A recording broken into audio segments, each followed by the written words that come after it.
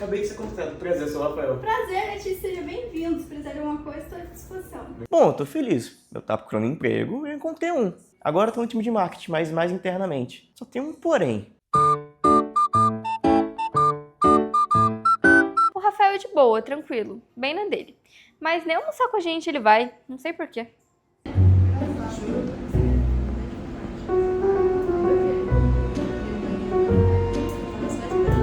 Eu até tentei almoçar com elas, mas é o único momento que eu tenho paz. Só entre nós, elas falam demais. Mas até que eu tô me acostumando. Vou me arriscar a conversar com elas.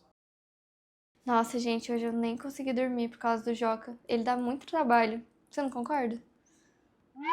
É, eu não entendi nada do que elas falaram.